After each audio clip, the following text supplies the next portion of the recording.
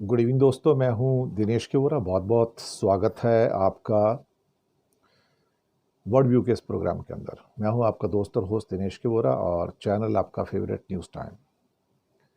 आज बात करेंगे पीस समिट की जो इजिप्ट में हो रहा है, और मंडे होने के नाते दुनिया में थोड़ी सी एक जगह शांति हुई है, और ये शांति काफ़ी इम्पॉर्टेंट है अपनी जगह पे देखा जाए तो। 67,000 लोग मारे गए गजा के अंदर और 20,000 बच्चे मारे गए हैं।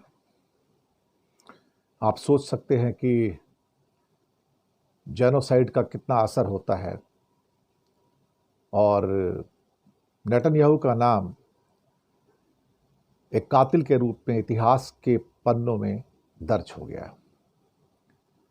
बात करेंगे नोटम की, यानी कि notice to the airman. Bengal की खाड़ी के अंदर, बे ऑफ बंगाल के अंदर 15 अक्टूबर से 17 अक्टूबर इंडिया कोई बड़ा मिसाइल टेस्ट करने जा रहा है शायद, और एयर स्पेस को बंद किया गया है कि जिसको जाना है उस एयर स्पेस के बाहर होके जाए, और समुद्र के अंदर भी जो है वो सावधान रहे। गोल्ड और सिल्वर, इनका शूटअप होना, हिंदुस्तान ही नहीं पूरी दुनिया के अंदर शूटअप होना एक किस्म से ट्रेमर्स पैदा कर रहा है, यानी कि कंपन पैदा कर रहा है। रॉबर्ट कियोसाकी, जो कि रिच डैड पुअर डैड के राइटर हैं, उन्होंने भी कल इस बारे में बात किया था। मैंने अपने प्रोग्राम के अंदर भी उनके बारे में बात किया था। चीज़ें हाथ से निकलती नज़र आ रही हैं और ऐसा लगता है कि दुनिया में एक पैनिक वाली कंडीशन है। गोल्ड और सिल्वर के अंदर इस लेवल का पैनिक और इस लेवल का राइज मैंने कम से कम अपने ज़िंदगी के इन 65-70 सालों में कभी नहीं देखा, कि 1.5 गुना से ज़्यादा राइज सिर्फ 7-8-10 महीने के अंदर हो जाए। सिल्वर का राइज तो 60% से भी ज़्यादा है। इतना ही राइज आपका क्रिप्टो, बिटकॉइन और इथेरियम में भी है। पता नहीं क्या है, लेकिन दुनिया में कहीं ना कहीं खौफ है, और ये दिन प्रतिदिन खौफ बढ़ता ही चला जा रहा है, कम नहीं हो रहा है, कोई जितना मर्जी कर ले। तो आप सबका स्वागत है। नमस्कार, गुड इवनिंग, आदाब और सत श्री अकाल। आपका स्वागत करते हुए बात करते हैं कि हॉस्टेजेस की तो रिलीज़ हुई, और गज़ा का पीस समिट इजिप्ट में करीब 20 मुल्क उसमें शामिल हो रहे हैं। कैदियों की कई अदला बदली हो चुकी हैं ऑलरेडी, आज मंडे को होनी थी तो वो भी हो गया है। और मुझे लगता है कि ये समिट देर आए दुरुस्त आए। अब ये बात तो सही है कि दोषी लोग तो बहुत सारे हैं, और उन दोषी लोगों के अंदर ख़ास तौर से 6 ऐसे मुल्क भी हैं जो अरब देशों के हैं, जिन्होंने पैलेस्टाइन के साथ गद्दारी की। और ये मैं नहीं कह रहा हूँ, ये एक रिपोर्ट आती है वॉशिंगटन पोस्ट की, और वॉशिंगटन पोस्ट की ये जो खबर आई, इसने हड़कंप मचा दिया। वॉशिंगटन पोस्ट और international consortium of investigative journalist ICIJ, इन्होंने मिलकर जो रिपोर्ट तैयार की, इसमें 6 कंट्रीज़ का खुलासा किया गया। आप भी उनके नाम सुन लीजिएगा कि पीस समिट तो हो रहा है, और उस पीस समिट के अंदर जो लोग हिस्सेदार हैं वो जेनोसाइड के भी जिम्मेदार हैं। इसमें सऊदी, UAE और कतर, ये तो तीनों बड़े प्लेयर हैं, आप जानते हैं। सऊदी, UAE और कतर, ये तीनों बड़े हिस्सेदार हैं, और ये 3 बड़े कातिल भी हैं। चौथा है बहरीन, 5वां है इजिप्ट, और छठा जॉर्डन। इस रिपोर्ट ने तहलका मचाया और बताया कि जहां एक तरफ ये 6 कंट्री जेनोसाइड को कंडेम कर रहे थे, नेतन्याहू को कंडेम कर रहे थे, दूसरी तरफ ये 6 के 6 कंट्री अमेरिका के साथ मिलके इजराइल के साथ मिलिट्री कोऑपरेशन कर रहे थे। जी हां, तो जो इनकी कंडेमनेशन थी कि इजराइल जेनोसाइड कर रहा है और हम इसके खिलाफ हैं, वो एक ड्रामा था। ये 6 कंट्री विलन, खलनायक, फिर से नाम सुन लीजिएगा, सऊदी, कतर एंड यूएई बड़े प्लेयर, साथ में बहरीन, जॉर्डन एंड इजिप्ट। दरअसल 3 साल पहले इनका ये मसला शुरू होता है और इजराइल के साथ इनके, अमेरिका के साथ मिलके इनके रिलेशन स्ट्रांग होते हैं। और वॉशिंगटन पोस्ट कहता है कि इनकी दोहरी पॉलिसी थी, अंदर से इजराइल के साथ मिलिट्री एक्सरसाइज करो, मिलिट्री सपोर्ट दो, दूसरी साइड ये इजराइल को कंडेम करेंगे। क्या बात है, क्या बात है साहब। और रिपीटेडली कहा कि पैलेस्टीनियंस हमारे भाई हैं, हमारे इस्लामिक भाई हैं, हमारे मुसलमान भाई हैं, ये इसको मार रहे हैं, ये इसको कत्ल कर रहे हैं। लेकिन अंदर से इनका जो एग्रीमेंट थे इजराइल के साथ मिलिट्री एक्सरसाइज के और मिलिट्री कोऑपरेशन के, वो चलते रहे। और इन्होंने मिलकर एक वहाँ पर एक सेंटकॉम, जो दस्तावेज बताते हैं, जो सेंटकॉम है, सेंटकॉम के अंतर्गत, जिसे कि आप कह सकते हो कि यूएस सेंट्रल कमांड है, सेंट्रल कमांड जिसको कहते हैं, सेंटकॉम को मतलब सेंट्रल कमांड, सेंट्रल कमांड के तहत सारी कार्रवाइयाँ की गई। और इसमें जो 2 बच गए थे, 2-3 और बच गए थे गल्फ के, कुवैत और ओमान, इनको फ्यूचर पार्टनर भी माना गया। और यही बताया गया कि इनकी सारे मीटिंग्स सीक्रेट रखी गई जो भी हुई पिछले 2-3 साल में।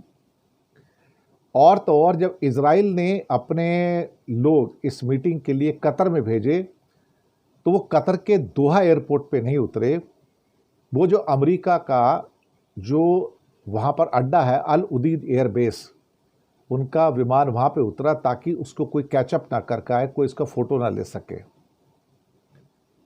और ये वहाँ पर सारी जो मिलिट्री एक्सरसाइज में, इसमें जो काफ़ी चीज़ें थी कि सुरंगें जो होती हैं कैसे उनका पता लगाना है, या हमास के जो बाकी सारे कैंप्स चल रहे हैं उनका कैसे पता लगाना है, उनको कैसे डिस्ट्रॉय करना है, इसमें बहुत सारी चीज़ें थी। एक्चुअली इन्होंने, सच कहा जाए तो, पैलेस्टाइन को धोखा दिया। और इन्हें पता था कि पैलेस्टाइन के खिलाफ ये होने जा रहा है, इन्हें सब कुछ पता था। और उसके बावजूद भी इन सब ने आपस में बैठ के मिलिट्री कोऑर्डिनेशन करके सारे इक्विपमेंट्स खरीदे, एक दूसरे को सपोर्ट किया। और ये 6 के 6 देश कॉन्टिन्यूसली जेनोसाइड के बावजूद इजराइल को सपोर्ट करते रहे। आप सोचिए क्या गद्दारी किया साहब। मैं अक्सर कहता था कि ये जितने अरेबियन नेशन हैं सारे खलनायक हैं, ये विलेन हैं। इन्होंने ईरान के भी गद्दारी किए। ईरान के साथ गद्दारी इस रूप में की इन्होंने कि ये नहीं चाहते कि ईरान का तेल मार्केट में आए और गैस मार्केट में आए, क्योंकि ईरान का तेल अगर आ गया तो ये बाकी ये क्या बेचेंगे मार्केट में, ये क्या फिर तेल बेचेंगे क्या। तो ये चाहते कि ईरान को बर्बाद कर दिया जाए। बल्कि इनका तो प्रोजेक्ट ये है, सऊदी का, कतर का और यूएई का, कि ईरान को बर्बाद करके उसके 2-3 टुकड़े कर दिए जाएं, जिसमें नॉर्दर्न ईरान हो जाए, वेस्टर्न ईरान हो जाए, ईस्टर्न ईरान हो जाए, कोस्टल ईरान हो जाए। ये इनका अल्टीमेट प्लान है, वो भी बता रहा हूँ, कभी मैं इसके ऊपर बात करूँगा आपसे मैं। तो इनका मकसद ईरान को बर्बाद करना है, क्योंकि दुनिया में तीसरे नंबर का सबसे बड़ा जो तेल किसी के पास है या गैस किसी के पास है, वो ईरान है। और जब ईरान का तेल मार्केट में आ जाएगा तो इन सब की लुटिया डूब जाएगी, ये सारे डूब जाएंगे, इनका तेल बिकना बंद हो जाएगा। तो इन्होंने अमेरिका के साथ मिलकर अपने ही इस्लामिक नेशन के साथ गद्दारी की। इन सब ने मिलकर अपने ही इस्लामिक पैलेस्टीनियन भाई बहन थे उनके साथ गद्दारी की। और इन्होंने अपने ही इस्लामिक मुमालिक ईरान के साथ गद्दारी की। मुझे कुछ कहने की ज़रूरत है? गद्दार जब आपके अपने अंदर हो तो कोई क्या कर सकता है, क्या कहा जाएगा। यही एक सो कॉल्ड असलियत है, लेकिन इसके अलावा और क्या कहूँ मैं। जी हाँ, दूसरी खबर पे आते हैं, नोटम के ऊपर। नोटम क्या है? Notice to airman. ये नोटिस टू एयरमैन क्या होता है? जब भी कोई कंट्री अपना बड़ा टेस्ट करने जा रहा है, मिसाइल टेस्ट करने का, रॉकेट छोड़ने जा रहा है, सैटेलाइट छोड़ने जा रहा है, तो वो एक पर्टिकुलर एरिया के अंदर नोटिस टू एयरमैन इशू कर देता है, ताकि उस सारे एरिया से गुजरने वाले जो भी हवाई जहाज़ हैं या कोई शिप्स हैं या कोई और ऑब्जेक्ट है, वो उस एरिया में से ना गुजरे। और करीब करीब 3,500 स्क्वायर किलोमीटर का जो एरिया है, जिसके अंदर इंडिया ने नोटम इशू किया बे ऑफ बंगाल में, कि कोई यहाँ बीच में न आए। ये नोटम इशू किया गया है 15 अक्टूबर और 17 अक्टूबर के बीच में, जहाँ पर इंडिया कोई टेस्ट करने जा रहा है किसी मिसाइल का, ऐसा अनुमान है। नोटम तभी इशू किया जाता है, कोई मिसाइल टेस्ट वगैरह होता है। और अचानक जैसे ये नोटम इशू किया, उसको करीब करीब 1 हफ्ता पहले इशू करना पड़ता है, डेट्स बतानी पड़ती हैं, ये इंटरनेशनल लॉ है। तो अचानक से अमेरिका का ओशन टाइटन, जो कि उनका जासूसी शिप है, फट से इंडियन ओशन से निकल के बे ऑफ बंगाल साइड में आना चालू हो गया। और चाइना का जो एक विमान अपना शिप है, जो जासूसी शिप है उनका, वो भी नॉर्मली तो एक शिप तो उनका रहता ही है, एक और शिप जो उनका है युआन वांग 5, वो मलेशिया के अंदर था। और इमीडिएटली जैसे नोटम आया, वो एकदम से इंडियन ओशन की ओर आना शुरू हो गया है। तो इस समय 2 बड़े जासूसी जहाज, एक अमेरिका का और एक चाइना का, इस समय ये बिल्कुल उस जगह पे आ गए हैं जहाँ पर ये शायद मिसाइल टेस्ट हो सकता है। और ये क्या करने आते हैं यहाँ पे? ये दरअसल पूरे उसको ट्रैजेक्टरी वगैरह सब ट्रैकिंग करते हैं उसका, कि भाई किस किस्म का टेस्ट है, क्या है। क्योंकि जो नोटम का जो एरिया होता है उसको नो फ्लाई जोन डिक्लेयर कर देते हैं। जी हाँ, उसको कहते हैं नो फ्लाई जोन। तो हो सकता है भारत की कोई नई बैलिस्टिक मिसाइल, हाइपरसोनिक मिसाइल कोई हो सकता है, उसका वो टेस्ट करने जा रहा है। और 15 से 17 अक्टूबर के बीच का ये नोटम है एक्चुअली। तो इनके शिप्स जो थे, जो जासूसी जहाज है, वो आने शुरू हो गए हैं इस टाइम वहाँ पर। और ये पूरा का पूरा उनको ट्रैक करेंगे। जी हाँ, बिल्कुल पूरा का पूरा ट्रैक करेंगे और उसके सारे डेटा कलेक्ट करेंगे। ये एक कॉमन चीज़ है, इंडिया का मिसाइल हो या चाइना का मिसाइल हो या रशिया का मिसाइल हो, वो भी नोटम इशू करते हैं। और बाकी देशों के जो जहाज़ हैं वो उनको ट्रैक करते हैं और देखते हैं कि भी किस लेवल की इनकी मिसाइल है, क्या है, ऑब्जेक्टिव क्या था, कितनी ऊंचाई तक गई या कितनी पावर थी इसकी, वो सब चीज़ें इसमें होती हैं। तो सारे देश इस मामले में बड़े सजग रहते हैं एक्चुअली। एक और खबर वो है आपकी सिल्वर गोल्ड।